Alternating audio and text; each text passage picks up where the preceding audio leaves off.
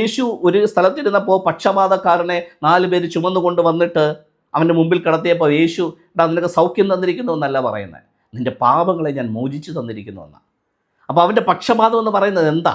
ശരിക്കും പാരലൈസ്ഡ് ആയിട്ടുള്ള വ്യക്തിയല്ല. മതം അവനെ ജീവിക്കാൻ അനുവദിക്കാതെ പാരലൈസ് ആക്കി ഇട്ടക്കുക. അവന് വീട്ടിൽ പോകാൻ പറ്റത്തില്ല, ഭാര്യയെ കാണാൻ പറ്റത്തില്ല, കുഞ്ഞുങ്ങളെ കാണാൻ പറ്റത്തില്ല, ദേവാലയ വ്യവസ്ഥയിൽ പങ്കെടുക്കാൻ പറ്റത്തില്ല, ആചാരാനുഷ്ഠാനങ്ങൾ ചെയ്യാൻ പറ്റത്തില്ല, ഉത്സവങ്ങൾ കൂടാൻ പറ്റത്തില്ല. അവൻ ഇതിനകത്തുനിന്നെല്ലാം വിലക്ക് കൽപ്പിച്ച് ജീവിക്കാൻ അനുവദിക്കാതെ പാരലൈസ് സിറ്റുവേഷനിൽ മത നേതാക്കന്മാരാക്കിയിരിക്കുന്ന അവസ്ഥയിൽ നിന്ന് അവൻ എന്ത് കൊടുക്കണം? യാഗമൃഗത്തെ കൊടുത്താലേ ഇതിൽ നിന്ന് മോചനമുള്ളൂ. പക്ഷെ യാഗമൃഗത്തെ നൽകാതെ അവൻ്റെ പാപങ്ങളെ മോചിച്ച് തന്നിരിക്കുന്നു എന്ന് പറഞ്ഞ് ജീസസ് അവനെ ആ പാരലൈസ്ഡ് ആയിട്ടുള്ള അവസ്ഥയിൽ നിന്ന് പ്രവർത്തന സജ്ജമായ അവസ്ഥയിലേക്ക് അവനെ മാറ്റുകയാണ്. സോ ഇപ്പോൾ ജീസസിനെ അവർ എന്ത് ചെയ്തിരിക്കുക? പ്രവർത്തിക്കാൻ അനുവദിക്കാതെ എടുത്ത് തളച്ചിട്ടേക്കുക.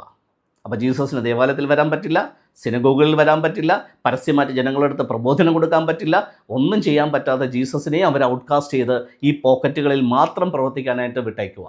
ഇങ്ങോട്ട് വരാൻ പറ്റത്തില്ല. ഇതാണ് ക്രൂശീകരണം.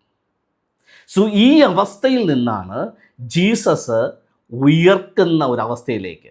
അത് തന്നെയല്ല, ഈ അവസ്ഥയിൽ നിന്ന് പിതാവാം ദൈവം അവനെ ഉയർപ്പിച്ചു എന്ന ബൈബിൾ പറയുന്നത്.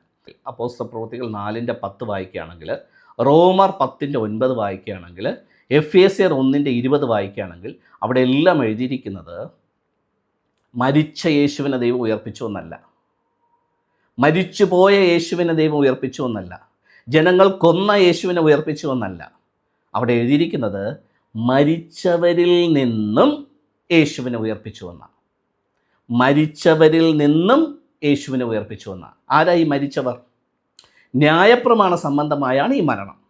സോ ന്യായപ്രമാണ സംബന്ധമായി ബഥാനിക്കകത്തും നസ്രയത്തിനകത്തും കഫർന്നഹൂമിനകത്തും ശമരിക്കകത്തും ഒക്കെ ജീവിക്കുന്ന ആൾക്കാർ പാപസംബന്ധമായി, ന്യായപ്രമാണത്തെ ലംഘനം മൂലമുണ്ടായ പാപസംബന്ധമായി മരിച്ചവരാണ്. അവരുടെ ഇടയിലാണ് ഇപ്പോഴും മരിച്ച അവസ്ഥയിൽ ജീസസിനെയും കൊണ്ട് അവർ തളച്ചിട്ടേക്കുന്നത്. ആ മരിച്ചവരുടെ ഇടയിൽ നിന്നും ആദ്യം യേശുവിനെ പിതാവാം ദൈവം ഉയർപ്പിച്ചതിനെക്കുറിച്ചാണ് ബൈബിൾ പറയുന്ന ഉയർപ്പ്. അതാണ് പുനരുത്ഥാനം. അല്ലാതെ ജീസസിനെ ക്രൂശിൽ കൊന്നിട്ടുമില്ല, കല്ലറയ്ക്കകത്ത് ശവശരീരം അടക്കിയിട്ടുമില്ല. ലാസറിൻ്റെ ഉയർപ്പും ഇത് തന്നെയാണ്. ആക്ഷരികമായിട്ടുള്ള മരണമല്ല ലാസറിൻ്റെ മരണവും. സോ ഈ മർമ്മങ്ങളെല്ലാം ചേർത്ത് വെച്ചിട്ട്, ഈ സത്യങ്ങളെല്ലാം ചേർത്ത് വെച്ചിട്ട് ഞാൻ ദ ഗോസ്പൽ ഓഫ് മനോജ് എന്ന് പറയുന്ന പേരിൽ ഒരു പുസ്തകം എഴുതിയിട്ടുണ്ട്. താല്പര്യമുള്ള വ്യക്തികൾക്ക് ജീസസിൻ്റെ ശരിക്കുമുള്ള പ്രവർത്തനങ്ങൾ എന്തായിരുന്നു എന്നുള്ളത് അതിനകത്ത് വളരെ വ്യക്തമായിട്ട് ഞാൻ എഴുതിയിട്ടുണ്ട്.